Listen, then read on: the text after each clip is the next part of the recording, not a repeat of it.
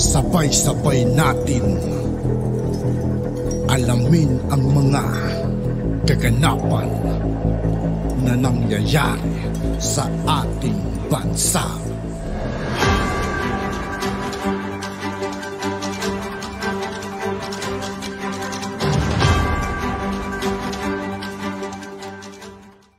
Yo, what's up mga kaibigan? This is I2K po again. Ngayon nandito ulit tayo sa channel ni Banat Kabayan TV. Dito naman ulit tayo magbibigay ng komento at reaksyon. Kaya samahan nyo ako guys. Let's go! Sumagot na po to si Senator Villanueva sa mga banat nito ni congressman ko. No? Matapang po si congressman ko. Siya po yung nag-akusa kay Congressman Pulong Duterte na may hindi naman niya inakusahan na direkta na may anomalya. Siya po yung nagpalutang na may budget daw na 51 billion si Pulong. Ano po ang sinabi ni Senator Villanueva? Ang sabi niya, bago ka maglabas ng baho, maligo ka muna. Ito po si congressman ko, siya po yung nag-akusa na may 51 billion na nakalaan. No? Maganda po yung wordings niya. Actually, hindi niya po inakusahan na ninakaw ni Pulong yun. Kaya lang, alam niyo naman, ini-implied lang, para nga naman hindi sabihin, bakit sinabi ko ba ninakaw ni Pulong? Ang sinabi niya lang, for the last 3 years, may 51 billion. No? May 51 billion na nakalaan sa distrito ni Pulong. At yan daw po ay kinumpirma ng DPWH. Ayan yung sinabi niya kay Pulong. Ito naman, sinabi niya rito kay Villanueva na may kaso siya. Ayun nga po, pinabubuluanan ni Villanueva. Kaya siya po yan eh. Tapos, binanata na ni Villanueva itong si congressman ko. Thank you. Co-stated in radio. Ito po kung bakit po sila nagalit, no? Sila po ay nagalit kay Villanueva dahil sa sinabi ni Villanueva na sino ka? Kaya Dalipe. Natatandaan niyo yun? Yung nananawagan, inuutusan ni Dalipe o sinasabihan ni Congressman Dalipe, yung mga senador na magsabi na kayo kung kayo ba ay pabor sa Chacha o hindi. Para malaman daw ng tao. Sabi naman ng mga senador, sino ka? Si Villanueva po nagsabi nun. Di ba? Ayun po ang ikinagalit daw, sabi ni Tonico. Ngayon, kaya pinagbintangan niya na si Villanueva, ito nga po yung sagot ni Villanueva naman. Mr. President, 2019 pa po, dinismiss na po yung kasong ito na ipinaparatang sa atin. Yan. Malamang si Ko ang nagpaparatang sa kanya kasi yun yung hindi binanggit dito. Ito po ang sinabi niya kay Ko.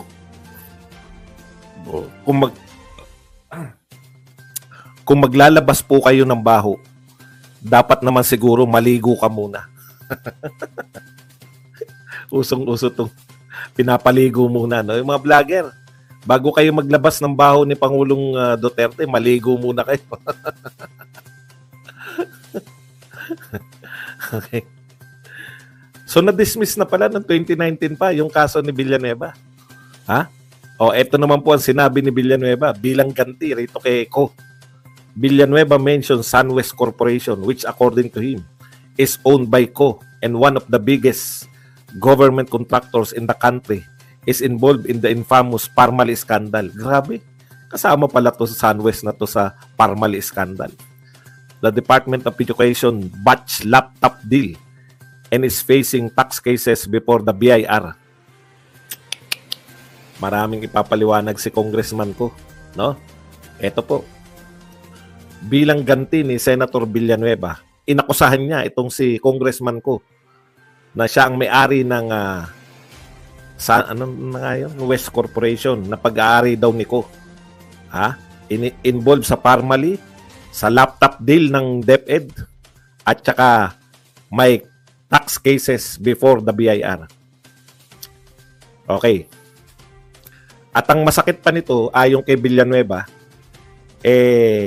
siya na nga yung may mga kaso tungkol sa pera. Masaklap po sa kabila ng track record na ito, si Mr. Saldico, inappoint po siya ng Kamara de Representantes bilang tagapagbantay ng kaban ng bayan. Antindi. at inihalin tulad pa kay Dracula. Parang si Dracula daw na pinagbantay ng blood bank. Inakusahan mo Dracula. May Dracula na nun ah. Sino na nga yun? Si Dugu-Dugugan. Antindi. Para ka raw Dracula, no? Congressman ko. Ako, umiinit na po itong labanan talaga ng mga congressman at ng mga senador, no? Ano kaya isasagot dito ng House of Representatives? He also refuted Co's claim that is belittling the House. Ayan, no? At siya po ay nagwakas. Nagwakas sa kanya speech by calling the end to end. Wakasan na ang fake na People's Initiative. Grabe, magagalit na naman yan yung mga congressman. Ha? Wag mong sasabing peke ang People's Initiative dahil wala silang kinalaman dyan. Pero magagalit sila. Wala silang kinalaman, pero magagalit sila pag sinabi mong peke. Okay. Kung ayaw niya pong maniwala sa akin, sabi pa ni Congressman, ni Senator Villanueva, i-quote na lang daw niya si Speaker Martin, don't throw stones if you live in a glass house.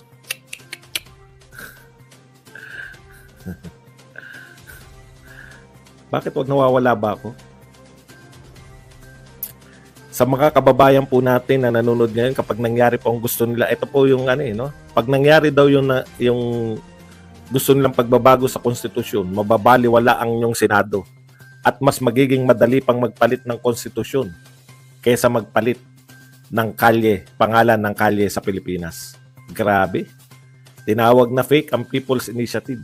Ang tanong, magagalit ba ang mga congressman gayong wala silang kinalaman sa People's Initiative? Bakit naman sila magagalit kung wala silang kinalaman, di ba? Okay. Na sila daw po, si Cob daw po ang party list congressman who had been hiding shady schemes. Hindi pala ng akusasyon dito. Pinersecute po tayo, pinaratangan, pero tapos na po ang laban noon pa, na-dismiss na po ang ibinasurang lahat ng gawa-gawang reklamo sa atin. Yan po ang mga pahayag nito ni Senator Joel Villanueva laban dito kay Representative Saldico. Siyempre, abangan po natin yung mga congressman sa kanilang pagbabalik bukas. Okay, sa iba pa pong balita, no? Medyo matitindi rin po itong mga ibang balita. Ngayon pong araw na to, eto po, kalat na kalat po ngayon. Tinanggal na po, no? President Marcos names Maria Lourdes Doria Velarde as acting member of the Board of Trustees of Pag-ibig Fund. Velarde replaces Myla Roque, wife of former presidential spokesman Harry Roque, who is now legal counsel of former President Rodrigo Duterte. Okay. So, tinanggal na po bilang Board of Trustee Pag-ibig Fund ang asawa ni Harry Roque dahil, alam niyo na, no? Sa pagiging malapit kay President. Siyempre, ganun po talaga. Pag presidential appointee ka at wala nang tiwala, ganun po lahat ng appointee. No? Pag nawala na ng trust sa'yo, pwede kang tanggalin anytime. Kaya po ganyan. No? Siyempre, ang di lang nila pwedeng tanggalin anytime, si Vice President Sara Duterte kasi hindi lang presidential appointee yan. Yan po ay inihalal ng mamamayang Pilipino at mas marami pa po ang naghalal sa kanya ng mamamayang Pilipino, no? At bago po tayo magtapos, medyo babarahin lang po natin to ng konti itong mga to. Akala mo ba binabagsak namin si VP Sara? Tanga ka. Siya mismo nagpapabagsak sa sarili niya. Bulag ka ba o talagang Duterte ass kisser ka lang? Ayan po yung sabi sa akin na itong isang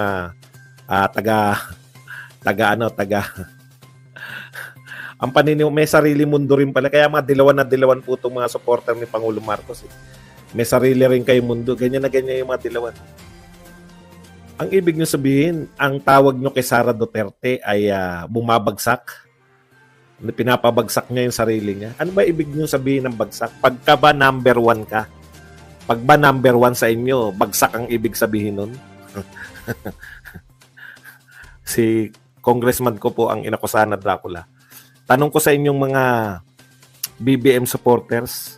Pagka ba number 1 ka sa most trusted at number 1 ka rin sa best performing, number 1 ka rin sa presidential survey, pagka ba consistent ka number 1, bagsak ang tawag nyo. Si Sara Duterte daw nagpapabagsak sa kanyang sarili. Hindi daw sila. Kahit naman gustuhin yung ibagsak si Sara Duterte, wala naman kayong kakayahan eh. Ang gawin nyo na lang, kaysa pabagsakin nyo si Sara Duterte, ilapit nyo na lang yung si Martin sa survey. Napakalayo. Sumagot. At yun nga po mga kaibigan, dito po nagtatapos ang ating reaction video. Muli ako po si I2K ng Sundalo ng Dunggalo. Maraming salamat sa patuloy na pagsuporta. Yeah, peace out.